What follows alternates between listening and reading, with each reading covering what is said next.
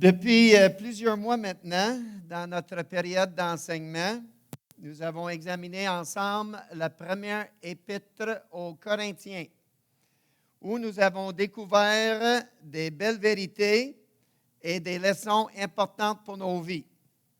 Ce matin, en conclusion de cette série, je vous amène une étude de la vie de la personne qui a écrit toutes ces vérités et leçons.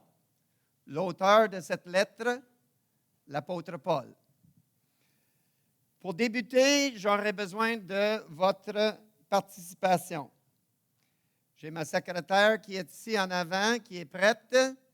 J'ai ici aussi une liste d'un bon nombre de mots, 12 pour être précis, de qualités, des attributs, des adjectifs, des rôles qui décrivent la vie de Paul.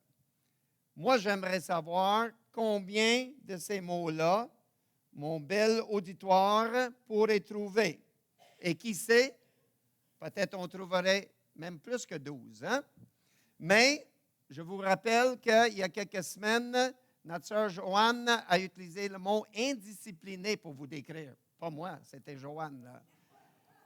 Ça veut dire que, parlez une à la fois, levez la main. Ma secrétaire apporte des appareils. Là. Donc, quelqu'un qui pourrait partir la balle avec un mot, un adjectif qui décrit l'apôtre Paul. Oui. Intègre. Intéressant. Ce n'est pas sur ma liste de 12. Érudit.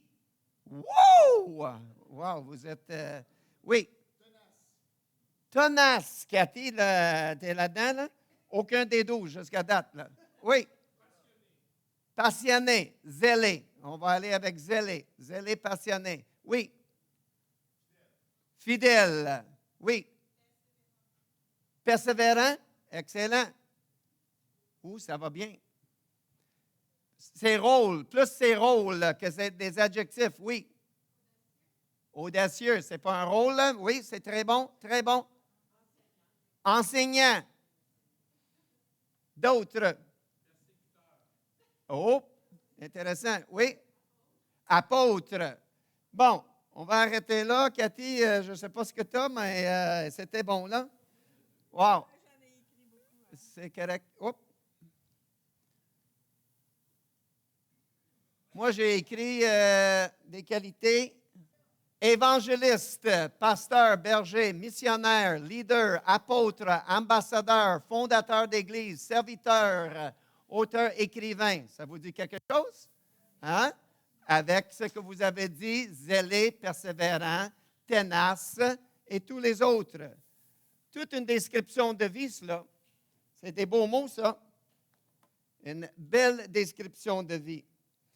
Nous pouvons dire avec confiance et sans peur de nous tromper que l'apôtre Paul a été la personne la plus influente dans l'Église chrétienne du premier siècle, c'est-à-dire depuis la résurrection jusqu'à la fin du Nouveau Testament, l'année 100, quand Jean a écrit le livre d'Apocalypse sur l'île de Patmos. Paul était la personne la plus influente pendant cette période de temps-là. Qui ici n'aimerait pas avoir une liste de qualités comme ça pour décrire notre vie à la fin de notre vie, n'est-ce pas? Et pourtant,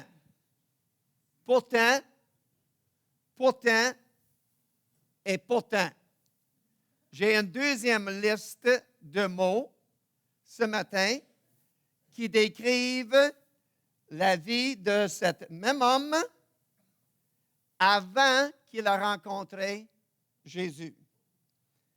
Êtes-vous prêts à entendre cette deuxième liste, qui est beaucoup moins belle? Allez-y. Vas-y. Persécuteur, meurtrier, blasphémateur, pharisien, assassin, zélé. Zélé apparaît sur les deux listes, mais zélé pour deux choses différentes. Hein? Exactement. Zélé pour Dieu et zélé contre les chrétiens. J'ai déjà dit, ça, c'est pas une belle liste, ça, là. J'ai déjà dit à plusieurs reprises et en toute sincérité qu'avant que les terroristes modernes existaient, comme ISIS, prochaine slide, ça, c'est ISIS qui est en train d'exécuter des chrétiens en Iran. Mais avant que ces gens-là existaient, il existait déjà le terroriste original, Saul de Tarse. Saul faisait exactement cela, la même chose. Maintenant, considérez ces deux listes que nous avons dressées ensemble, les deux listes. Considérez les deux listes pour juste quelques secondes et il y a seulement un mot qui vient à l'esprit et c'est le mot transformation. Transformation.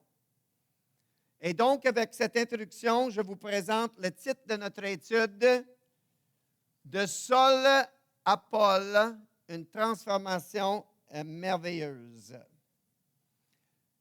Transformation.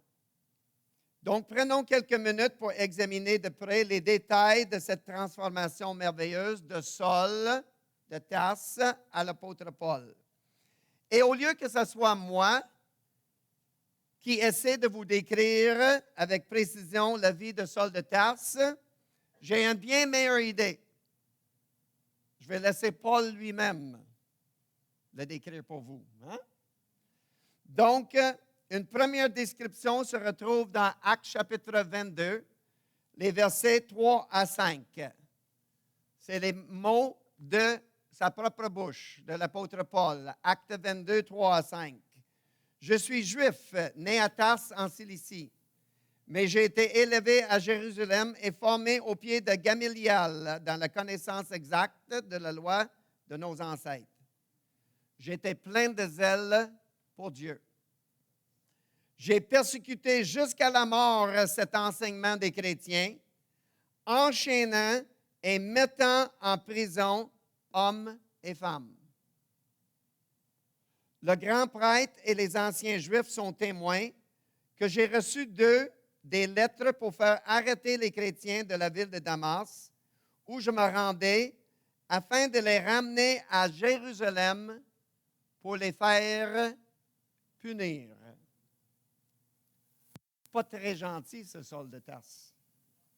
Pas exactement le genre d'homme qu'on veut inviter à notre party de Noël. Pas trop. Dans un deuxième discours, un discours que Paul a adressé devant le roi Agrippa, qui se retrouve en Actes chapitre 26, il donne encore plus de détails. Actes 26, 4 à 12. Tous les Juifs savent comment je me suis comporté dès ma jeunesse, puisque j'ai vécu dès le début au milieu de mon peuple à Jérusalem. Ils savent que j'étais un pharisien, la partie la plus stricte de notre religion. Aujourd'hui, Agrippa, je suis traîné en justice devant vous parce que j'espère en la promesse d'un Messie ressuscité que Dieu a faite à nos ancêtres. Auparavant, j'avais cru bon d'agir vigoureusement contre le nom de Jésus. C'est ce que j'ai fait à Jérusalem. J'ai jeté en prison beaucoup de chrétiens, car j'en avais reçu le pouvoir des chefs des prêtres, et quand on les condamnait à mort, je votais contre eux. Dans toutes les synagogues, je les ai souvent fait punir et je les forçais à renoncer leur foi en Jésus. Je répète ça. Je les forçais à renier, à renoncer leur foi en Jésus. Dans l'excès de ma fureur contre eux, je les ai même persécutés jusque dans les villes étrangères. Regardez les mots en vert sur ce slide-là. Agis vigoureusement contre le nom de Jésus. Jeté en prison beaucoup de chrétiens. Je les ai punis et je les ai forcés à renoncer leur foi en Jésus. Paul décrit exactement en détail l'homme méchant qu'il était, le grand persécuteur qu'il était. Et la toute première de ces persécutions dont il parle, je vais donner un exemple. Comme a dit Francis tantôt, je vais donner un exemple. C'était la persécution, c'était le meurtre du premier martyr chrétien. Il s'appelle Étienne, en Actes chapitre 7. Acte 7, verset 54. En entendant les paroles d'Étienne concernant la résurrection de Jésus, les Juifs étaient furieux et ils grinçaient des dents contre lui. Mais Étienne, rempli du Saint-Esprit, fixa les regards vers le ciel, où il vit la gloire de Dieu et Jésus debout à la droite de Dieu. Il a dit, « Voici, je vois les cieux ouverts et le Fils de l'homme debout à la droite de Dieu. » Les Juifs poussèrent alors de grands cris en se bouchant les oreilles. Ils se précipitèrent tous ensemble sur lui, le traînèrent hors de la ville et le lapidèrent. Les témoins déposèrent leurs vêtements aux pieds d'un jeune homme nommé Saul. Étienne priait et disait, « Seigneur Jésus, reçois mon esprit. » Et ne impute pas ce péché. De qui est-ce qu'il a appris ce langage-là? Hein? Même chose que Jésus a dit sur la croix. Seigneur, ne leur impute pas ce péché. Et après ces paroles, il s'endormit.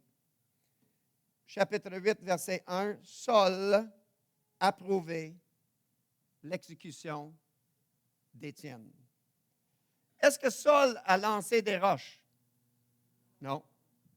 Mais il était 100% complice et 100% coupable.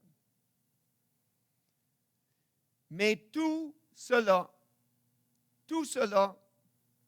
a changé radicalement pour Saul lors d'une rencontre face à face avec Jésus sur le chemin de Damas. Actes chapitre 9, les versets 1 à 9. Saul, respirant encore la menace et le meurtre contre les disciples du Seigneur, se rendit chez le souverain sacrificateur et lui demanda des lettres pour les synagogues de Damas, afin que s'il y trouve des hommes ou des femmes fidèles à Jésus, qu'il les amène liés à Jérusalem. Comme il était en chemin et qu'il approchait de Damas, tout à coup, une lumière venant du ciel resplendit autour de lui. Saul tomba par terre et il entendit une voix qui lui disait, « Saul, Saul, pourquoi me persécutes-tu? » Il répondit, « Qui es-tu?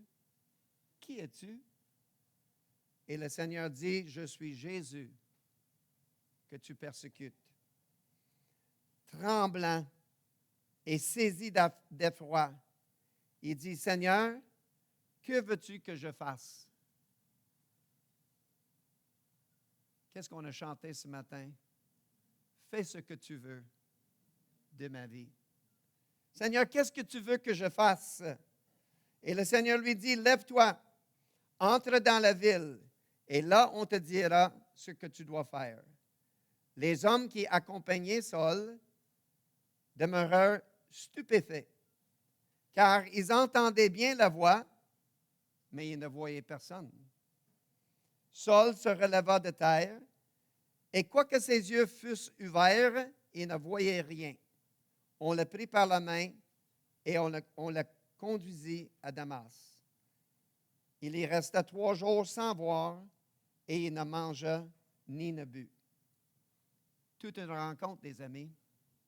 On appelle ça une face-à-face. Ça, c'est une vraie face-à-face. Hein? Face-à-face. Ce n'est pas exactement un lundi ordinaire, ça. Métro, boulot, dodo. Pas pantoute.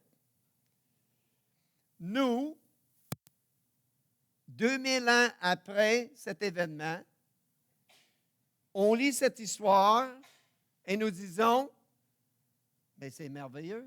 Bravo, Seigneur. Mais, imaginez pour quelques secondes l'étonnement et le doute énorme qui devait remplir les cœurs des chrétiens de cette époque, n'est-ce pas? Quoi? Tu veux me dire que Saul croit maintenant en Jésus ressuscité? Qu'il est maintenant dans notre gang? Mais voyons donc. Impossible. Impossible. Il a tué ma sœur et toute sa famille il y a 2 semaines. C'est certainement un complot, une ruse pour tuer un plus grand nombre. Levez la main ce matin si tu aurais été possiblement de cet avis. Yeah! Moi, je ne peux pas le lever plus haut, là. No way. No way. Ce gars-là, il a tué ma soeur et sa famille il y a 2 semaines. Tu vas me dire que maintenant, il croit comme nous? Heureusement,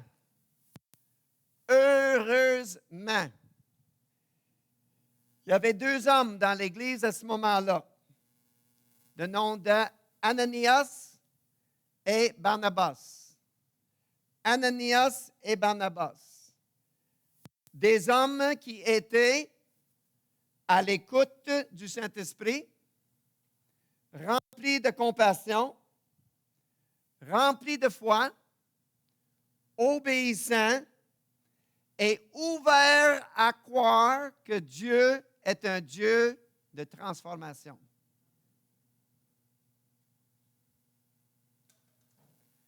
Lisons cette histoire. Actes chapitre 9.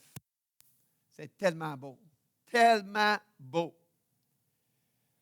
Acte 9, verset 10. Or, il y avait à Damas un disciple nommé Ananias. Le Seigneur l'appelait dans une vision. Ananias répondit, « Me voici, Seigneur. » Qu'est-ce qu'on a chanté ce matin? « Me voici, Seigneur. » Merci, Nathalie. « Me voici, Seigneur. » Et le Seigneur lui dit, « Ananias, lève-toi. Va dans la rue qu'on appelle la droite et cherche dans la maison un homme nommé Saul de Tarse. Car Saul y prie présentement, et dans ses prières, il a vu en vision un homme qui entrait et qui lui imposait les mains, afin qu'il lui recouvre la vue. Ananias répondit, « Pas de problème, Seigneur, j'y vais tout de suite. » Non, pas pantoute. Ananias répondit, « Seigneur,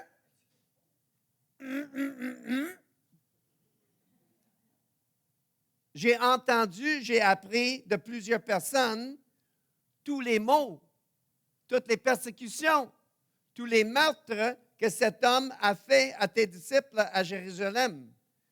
Et il a ici les mêmes pouvoirs de la part des leaders juifs pour lier tous ceux qui croient en ton nom. » Je pense que tu n'as pas appelé le bon gars, Seigneur. Je ne suis pas tellement intéressé à faire cela.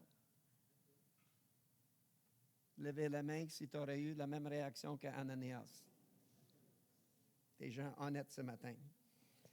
Verset 15. Mais le Seigneur lui dit, « Va. » Pas compliqué, ça, 2 lettres. Ananias, tais-toi. Va.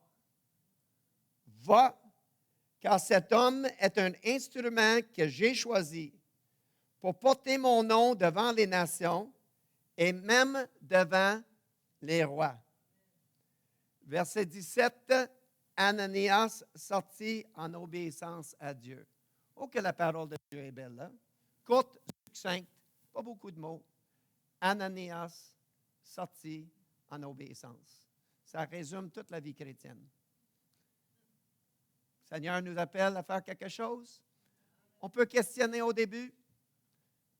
Quand il a dit 2 fois, on y va. Ananias sortit en obéissance à Dieu. Et lorsqu'il fut arrivé dans la maison, il imposa les mains à Saul en disant, « Saul, mon frère. » Wow! Pas meurtrier, membre de ISIS, terroriste, vaurien. Saul, mon frère. Le Seigneur Jésus, qui t'est apparu sur le chemin, m'a envoyé pour que tu recouvres la vue et que tu sois rempli du Saint-Esprit. Au même instant, il tomba de ses yeux comme des écailles et il recouvra la vue. Il se leva et fut baptisé. Saul resta quelques jours avec les disciples qui étaient à Damas. Dans les jours suivants, il prêcha dans la synagogue que Jésus est le Fils de Dieu. Qui es-tu? Qui es-tu? Jésus que tu persécutes. Arrête, Saul. J'ai une autre mission pour toi. Dans les jours suivants, il prêcha dans les synagogues que Jésus est le Fils de Dieu. Verset 21, tous ceux qui l'entendaient étaient dans l'étonnement et disaient, n'est-ce pas celui qui persécutait à Jérusalem ceux qui invoquent ce nom? Et n'est-il pas venu ici même pour les amener liés devant les principaux sacrificateurs? Cependant, Saul se fortifiait de plus en plus et il confondait des Juifs qui habitaient Damas, démontrant avec autorité que Jésus est le Christ. Lorsqu'il se rendit à Jérusalem, quelque temps plus tard, Saul tâcha de se joindre à eux, mais tous le craignaient. Même réaction, n'est-ce pas? Ce qui est arrivé à Damas est arrivé à Jérusalem. Même affaire. Ben non. On sait ce qu'il a fait ici. Lorsqu'il se rendit à Jérusalem, Saul tâcha de se joindre à eux, mais tous le craignaient, ne croyant pas qu'il fût un disciple. Alors Barnabas, comme Ananias à Damas, Barnabas a fait le même travail à Jérusalem. L'ayant pris avec lui, le conduisit vers les apôtres et leur raconta comment sur le chemin Saul avait vu le Seigneur, qui lui avait parlé, et comment à Damas il avait prêché franchement et avec autorité au nom de Jésus. Saul allait et venait avec eux dans Jérusalem et s'exprimait en toute assurance au nom du Seigneur. Il évangélisait même ceux-ci qui cherchaient à lui ôter la vie. Verset 31, l'Église était en paix dans toute la Judée, la Galilée et la Samarie, s'édifiant et marchant dans la crainte du Seigneur, et elle s'accroissait par l'assistance du Saint-Esprit. Est-ce que nous pouvons avoir un moment de reconnaissance et de gratitude ce matin pour la foi et l'obéissance d'Ananias et de Barnabas? Ils ont joué tout un rôle, pour que Saul intègre le corps de Christ. Ça prenait quelqu'un pour rassurer tous les croyants qui étaient dans le doute. Et maintenant, voici la question clé. Vous, ce matin, vous êtes prêts? Est-ce qu'il y a un Saul dans votre entourage présentement? Je le laisse pénétrer. Est-ce qu'il y a un Saul de Tarse dans votre entourage présentement? Une personne qui s'intéresse aux choses du Seigneur, que Jésus aimerait que tu prennes en dessous de ton aile de protection et l'aider à grandir dans le Seigneur. Les médias sociaux sont remplis d'histoires de conversion à Jésus ce temps-ci. Des personnes qui, à première vue, on pourrait dire, vraiment? Lui? Elle? Je ne sais pas si vous êtes au courant. Si vous vivez en dessous d'une roche comme ma femme, vous n'êtes pas au courant. Ma femme, elle ne sort pas souvent, là. Elle n'écoute pas les nouvelles. Elle ne veut pas entendre des nouvelles. Ce n'est pas une mauvaise approche. Moi, je veux être au courant de ce qui se passe dans notre monde pour être un meilleur témoignage.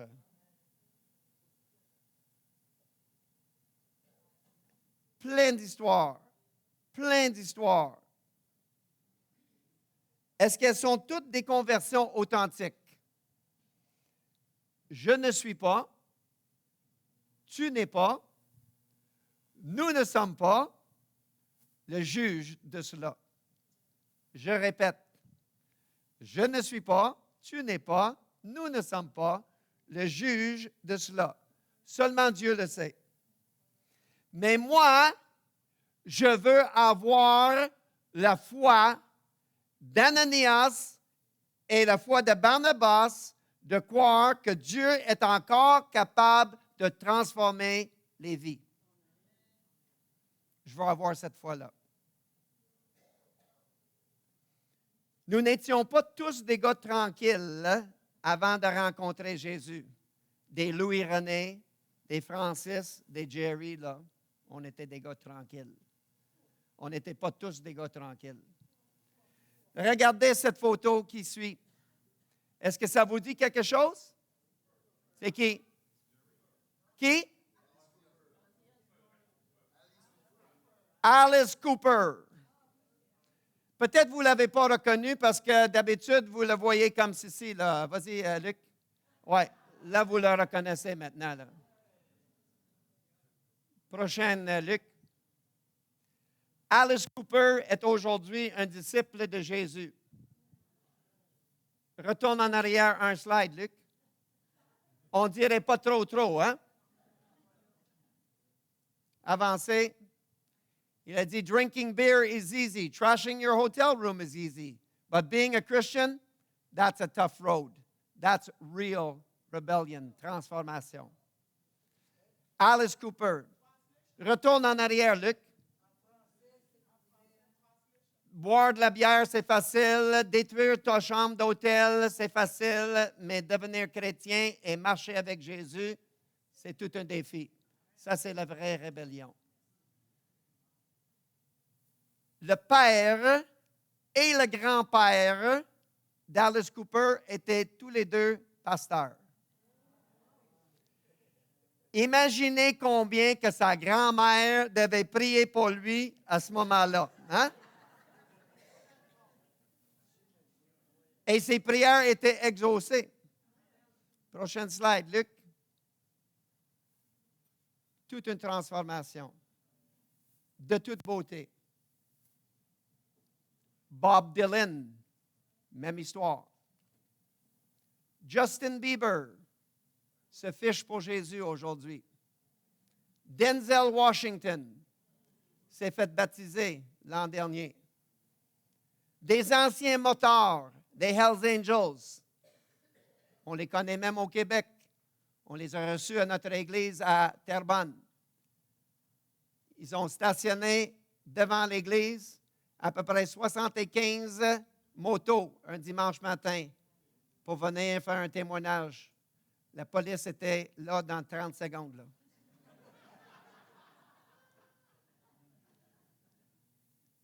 Pendant le témoignage, l'homme en question a commencé à pleurer, à même shaker, à trembler. Il a dit, j'avais aucune intention de dire ça dans mon témoignage ce matin, mais en stationnant mon moto en face de la rivière ce matin, en face de l'église à côté de la rivière, j'ai réalisé qu'on a déjà tué des personnes et jeté leur corps dans cette rivière-là avant que je connaisse Jésus. Wow!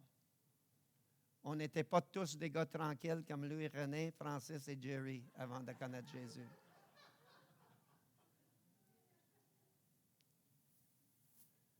Des leaders musulmans qui voient Jésus en vision et qui sont en train de donner leur vie à Jésus. Des anciennes actrices des films porno. Des leaders de gangs de rue. Pour ceux d'un certain âge ici, la prochaine photo, est-ce que ça vous dit quelque chose? Nicky Cruz. Nicky Cruz, le Croix et le poignard. Leader de gang de rue à New York. Tuer des personnes. Dieu a dit à Ananias, Dieu a dit à Barnabas, Dieu a dit à David Wilkerson, va voir Nicky et parle-lui de Jésus. David Wilkerson a dit, Seigneur, est-ce qu'on parle du même gars? Le Seigneur a dit, va. Va. Car j'ai choisi cet homme-là pour être un instrument. La première fois que David Wilkerson est allé voir Nicky Cruz, Cruz a sorti un couteau, là. Il l'a mis à la gorge de Wilkerson et a dit, si tu me parles de Jésus ici, là, je te coupe la gorge, là. Je l'ai fait à main d'autres, là. Je ne suis pas hésitant à le faire avec toi. David a persévéré. Aujourd'hui, Nicky Cruz est un des plus grands évangélistes aux États-Unis. Transformation. Transformation. Dans le monde du sport, j'ai été témoin de proche et de loin de belles transformations de vie. Prochaine slide. Au centre, on retrouve Anthony Calvillo, quarterback des Alouettes et le meneur dans toutes les catégories de passes comme quarterback dans le monde canadien, dans la Ligue canadienne. Membre du Hall of Fame, le Temple de la Renommée. Anthony s'est joint à l'équipe des Alouettes en 1997 quand j'étais l'aumônier de l'équipe. Il était échangé de Hamilton. Il était loin d'être chrétien. Il nous observait, mais il ne participait à rien. Le Seigneur m'a mis à cœur de l'inviter pour dîner, puis il est venu dîner avec moi. J'ai posé une question. Anthony, si tu meurs ce soir, est-ce que tu sais où tu vas passer l'éternité? Il m'a dit, Kramer, pourquoi tu me poses cette question-là? J'ai 25 ans, puis je suis en pleine forme. Je ne mourrai pas ce soir. J'ai payé pour le dîner et on a fait notre année ensemble. L'hiver prochain, pendant la saison morte du football, en Californie, où il habitait, la femme de son meilleur ami s'est noyée. Il est allé aux funérailles. Et le pasteur a dit, si tu meurs ce soir, est-ce que tu sais où tu vas passer l'éternité? Il a dit qu'il commençait à trembler, puis à shaker, puis se rappelait de notre conversation au restaurant. Il a donné sa vie à Jésus cette journée-là. Le printemps prochain, camp d'entraînement à Saint-Jean-d'Iberville, entre deux jeux, s'est fait plaquer, là, j'étais sur les lignes de côté, il dit, Kramer, après la pratique, j'ai quelque chose à te dire. J'ai dit, OK. Je retourne dans le caucus. J'ai dit, d'après moi, il va dire qu'il a rencontré une femme, puis il y a une blonde maintenant, il va se marier, là. Il est venu après la pratique, il m'a raconté ce qui est arrivé, puis il a dit, je veux que tu saches que j'ai donné ma vie à Jésus. C'est un homme de toute humilité, plein de talent, avec un beau témoignage. Ryan Walter à gauche, comme la majorité des joueurs de hockey à ce moment-là, était un bagarreur. Mais Ryan aujourd'hui est devenu un chrétien. On a fait des conférences de mariage ensemble, sa femme et moi, et Cathy et moi. Et c'est un homme de Dieu, un grand teddy bear là, rempli de paix et d'amour. À droite, Darryl Strawberry, des Mets de New York, un joueur de baseball, accro aux drogues, accro à l'alcool, marié 3 fois, une vie de... Il a rencontré Jésus et aujourd'hui, ils marchent en disciples du Seigneur. Je pourrais continuer longtemps, comme a dit Francis. À l'église Ecclésia à Saint-Jérôme, où notre fille Jessica et sa famille fréquentent, il y a un jeune homme dénommé William Rochefort. William il était gourou dans le Nouvel Âge pour toute la région des Laurentides, de Saint-Jérôme jusqu'à Val-David, jusqu'à Mont-Tremblant.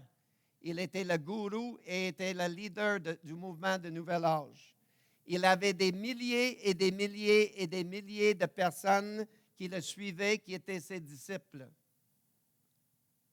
William y a rencontré Jésus face à face. Il s'est fait baptiser, il s'est marié et aujourd'hui, il est le leader de louange dans l'église d'Ecclésia. Dernière photo. Non, back. Jen Nisa, une liseuse de 4 tarots. Ça, c'est très récent. Qui, elle aussi, avait 30 000 personnes qui le suivaient, là. C'est marqué à droite, Left Tarot Cards for Jesus. Une vie transformée par Jésus. N'est-ce pas merveilleux? Nous avons des termes sophistiqués dans la doctrine chrétienne pour décrire une transformation de vie. Luc? Première étape, c'est la repentance et la conversion. Deuxième étape, c'est la croissance ou la sanctification. Un gros mot, ça, hein? Sanctification. C'est quoi au juste la sanctification? Je vais vous donner une définition archi simple qui ne vient pas des livres doctrinaux. Est-ce que vous croirez que quand j'étais au séminaire, que nous avons étudié la doctrine de la sanctification pendant 3 semaines?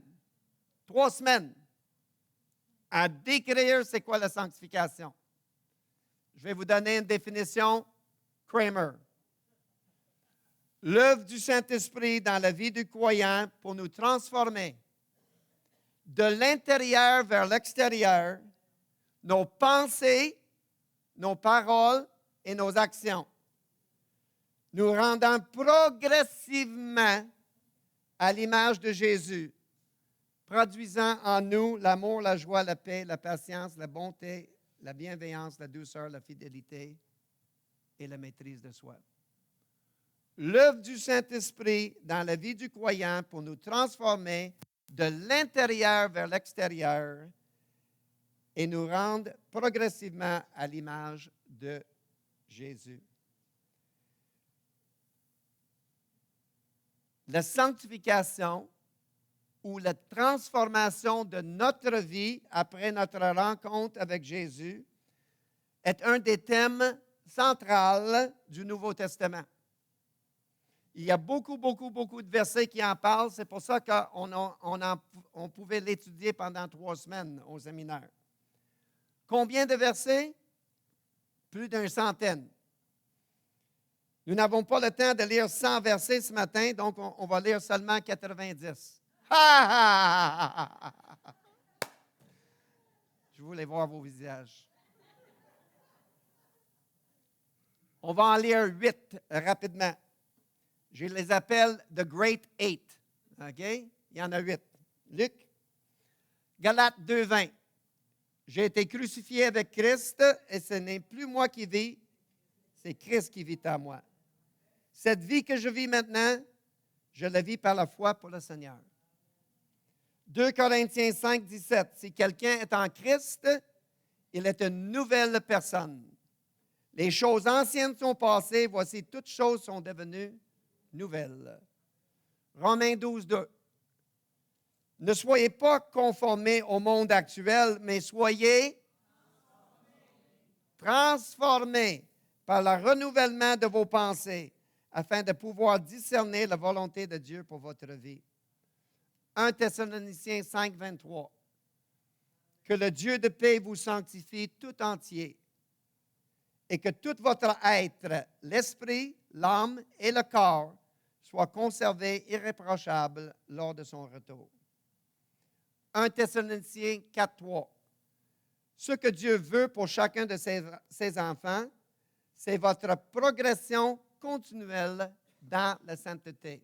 C'est ça la sanctification. 2 Corinthiens 3, 18. Nous tous, nous sommes transformés à son image, de gloire en gloire, par l'Esprit du Seigneur.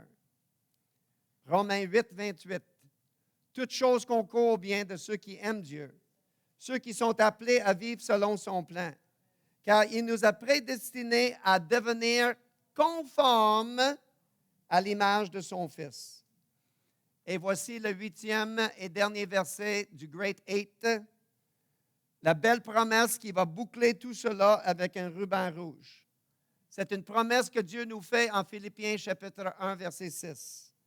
Ça dit, celui, c'est-à-dire Dieu, qui a commencé en vous cette belle œuvre, la complétera à votre rencontre finale avec Jésus. Celui qui a commencé en vous cette belle œuvre, la complétera à votre rencontre finale avec Jésus. C'est vrai pour Saul de Tarse. C'est vrai pour Alice Cooper. C'est vrai pour Anthony Calvillo. C'est vrai pour vous et moi. Celui qui a commencé en vous cette œuvre bonne, la complétera à votre rencontre finale avec Jésus. C'est une œuvre qui dure toute notre vie ici-bas et ça va être complété au ciel. C'est bien donc fun quand nous pouvons constater dans notre vie la croissance et le changement et la transformation, n'est-ce pas?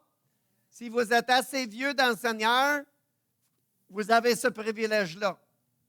Sébastien, 50 ans, 51 ans cette semaine que je marche avec Jésus, le 7 juillet, 51 ans. Et quand on peut le voir dans notre vie, la sanctification, le changement, la progression, la transformation, c'est bien donc fun. Encore plus fun quand les autres peuvent le constater, n'est-ce pas? Moi, je coach l'équipe de baseball de nos deux petits-fils cet été. Je coach les sports depuis plus de 40 ans. Baseball, football, soccer, 40 ans que je coach ça. Et tout le monde aime Coach K.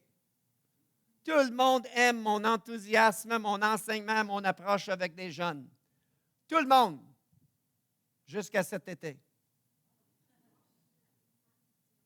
Cet été, c'est l'été le plus terrible de ma vie. Des courriels, t'es bon à rien, t'es critiqueux, t'es négatif, tu fais rien de bon. Mon gars n'aime pas jouer pour toi. Des rencontres face à face. Qu'est-ce que tu fais? Tu ne devrais jamais avoir l'équipe. J'en reviens pas. Des critiques, des complaintes de gauche, de droite, là, à pas finir. Il y a 15 ans, les amis, là, j'aurais été prêt pour chacune de ces personnes-là. Ah ouais? Ah ouais? Argumenter, leur montrer comment je suis bon et tout ça, là. Je reçois des courriels avec des longues listes de critiques et de complaintes, là. Et quand je reçois ça, je dis, merci pour vos commentaires et vos suggestions. Bonne journée. Ma femme a dit, où est Jerry et qu'est-ce que tu as fait avec lui?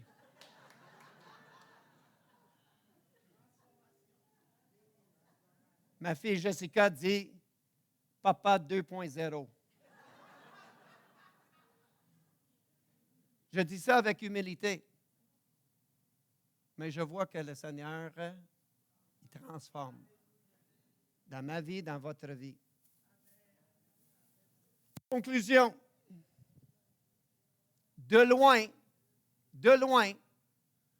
la transformation la plus spectaculaire et connue de tous dans la nature, c'est, Luc, la chenille qui se transforme en papillon, n'est-ce pas?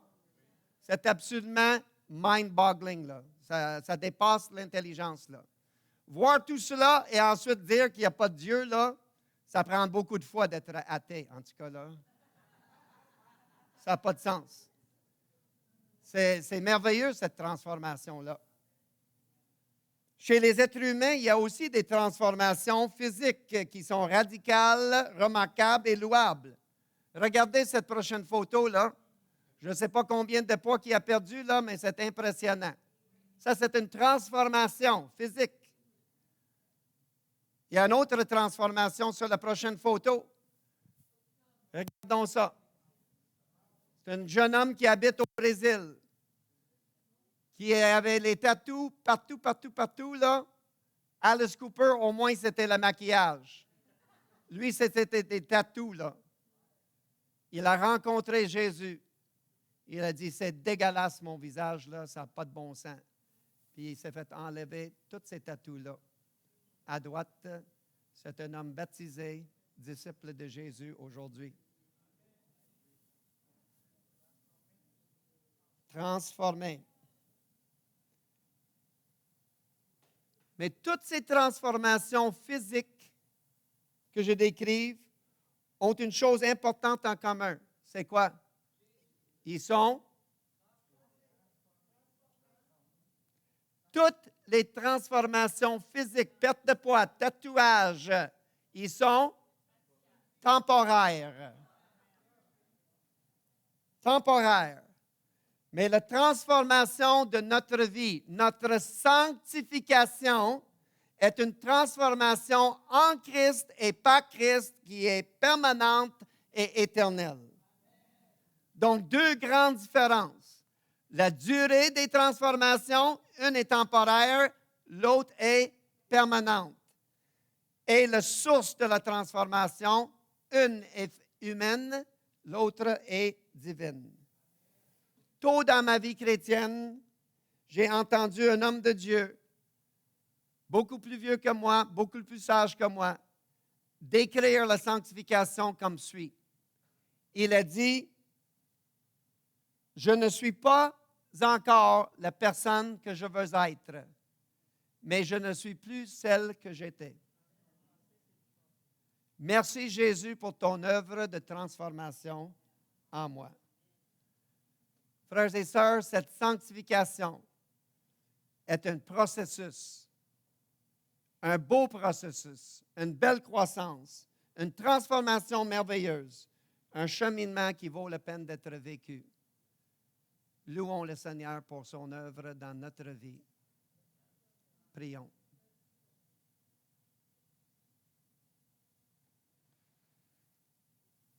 Seigneur, tu es un Dieu merveilleux. À partir des premiers chants ce matin, là, déjà ton esprit nous parlait de transformation, de ton œuvre dans notre vie.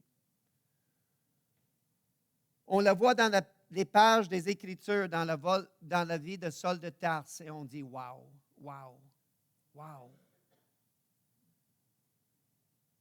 Et là, on la constate, Seigneur, autour de nous, chez Anthony Calvillo, chez Ryan Walter, dans les vedettes comme Alice Cooper. Merci, Seigneur. Ton bras n'est pas trop court pour sauver et pour transformer encore aujourd'hui. Transforme les vies, Seigneur, à travers cette évangélisation à Montréal qui va avoir lieu cette semaine. Utilise cette équipe, Seigneur, pour présenter la bonne nouvelle et la puissance transformatrice de Jésus-Christ aux femmes, aux hommes et aux enfants qui retrouvent dans les parcs de Montréal.